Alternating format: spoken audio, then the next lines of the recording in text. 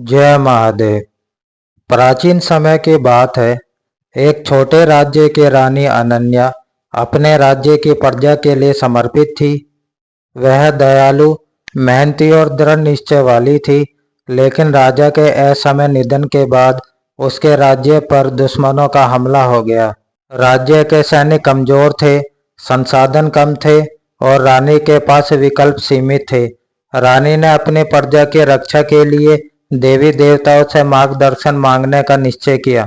उसे महादेव पर अटूट विश्वास था। वह कैलाश पर्वत की ओर तपस्या करने निकल पड़ी, जहां महादेव का वास था। कैलाश पर्वत तक पहुंचने का मार्ग कठिन था। घने जंगल, बर्फीले पहाड़ और खतरनाक जंगली जानवर से भरा हुआ था। लेकिन रानी का हृदय अडिग था।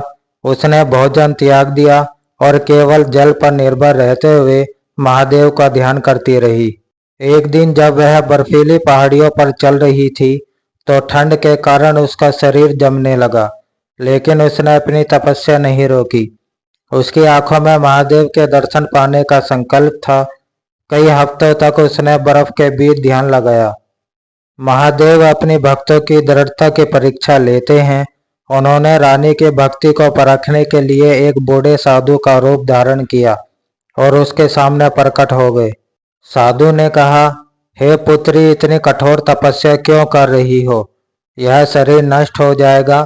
घर लौट जाओ और अपने राज्य की समस्याओं का सामना करो। रानी ने शांत स्वर में उत्तर दिया, हे साधु, मेरा यह जीवन केवल मेरी प्रजा की सेवा के लिए है। अगर मेरा तप महादेव को प्रसन्न कर सकता है, तो मैं हर कठिनाई को सहने के लिए तैयार हूँ। मैं अपने कर्तव्य से पीछे नहीं हट सकती। महादेव, जो साधु के रूप में थे, रानी की तपस्या और समर्पण से प्रभावित हुए। उन्होंने अपने वास्तविक रूप में प्रकट होकर कहा, वत्स, तुम्हारी भक्ति और साहस ने मुझे प्रसन्न किया है। मांगो, क्या वर मांगती हो? रानी ने विनम्रता से कहा, हे महादेव, मेरा राज्य संकट में है। मेरी प्रजा की रक्षा के लिए मुझे शक्ति और मार्गदर्शन दे। मार्गदर्शन ने मुस्कुराते हुए कहा, तुम्हारे साहस और तपस्या ने यह सिद्ध कर दिया है कि तुम सच्ची एक रक्षक हो। मैं तुम्हें 3 वरदान देता हूँ। पहला, तुम्हारे राज्य में कोई भी शत्रु प्रवेश नहीं कर सकेगा। दूसरा, तुम्हारे सैनिकों में असीमित ऊर्जा का संचार होगा। और तीसरा, तुम्हारी बुद्धि इतनी तेज होगी कि तुम हर समस्या का हल ढूंढ सकोगी। रानी ने महादेव को धन्यवाद दिया और उनके दिए हुए आशीर्वाद के साथ अपने राज्य लौट गई। रानी ने महादेव के आशीर्वाद का पूरा उपयोग किया।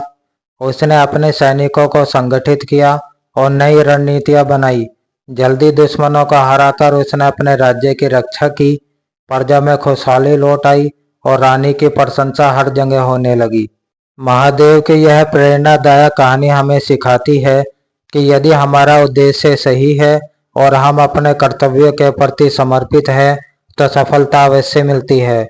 कठिनाइयां जीवन का हिस्सा है, लेकिन महादेव का मार्गदर्शन और आशीर्वाद हमें हर समस्या से पार पाने की शक्ति देता है।